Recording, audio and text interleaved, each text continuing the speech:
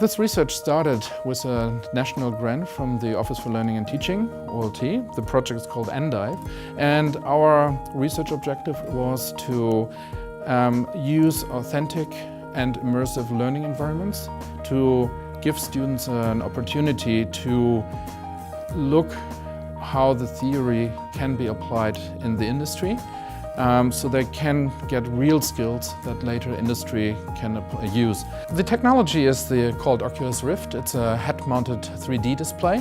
The head-mounted display is quite simple from the construction.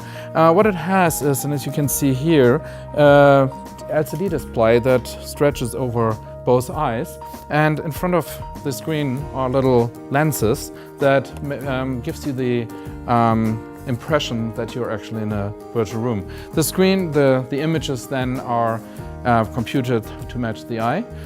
There are also different sensors. One sensor is actually to recognize the movement of your head in 3 dimensions, and there's also magnetic sensors so that the head-mounted display knows where you are in the world, so that they know when you're straight according to the magnetic field. And that gives you a whole immersive impression of the space. That can be just a game, that can be a movie, or it can also be a learning space where you're transported or transferred into to explore something that you know from textbooks or something that you might never go to.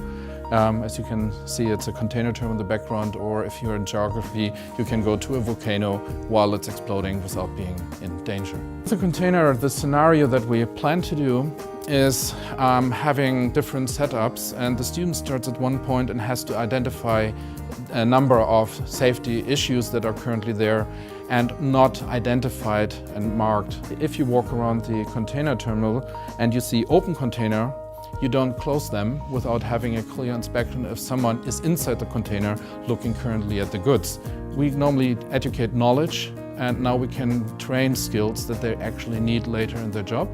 And especially in Australia, there's an issue with the skill gap between the education and the practical side, and we will narrow that a little bit down by giving different industry branches a tool that they can set up easily. So the container can be replaced by something from the mining. The vehicles are not a truck, but it's a mining truck with other dimensions. This technology is able to bring multiple people together.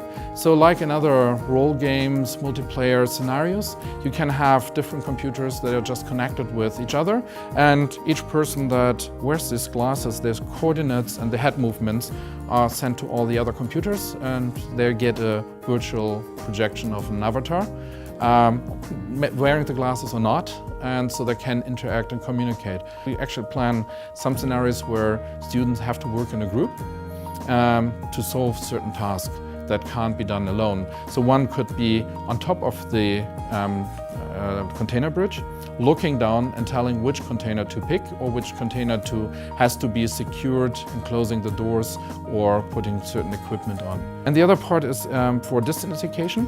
If I want to have someone else be with me in the same environment, but being a few thousand kilometers away, there's normally only the possibility of have hangouts or Second Life in the past.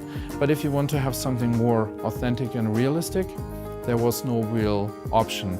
And with this device, this is small, this is affordable, and can be used with a normal computer, so there's no other equipment, special rooms or hanging devices for moving in the space.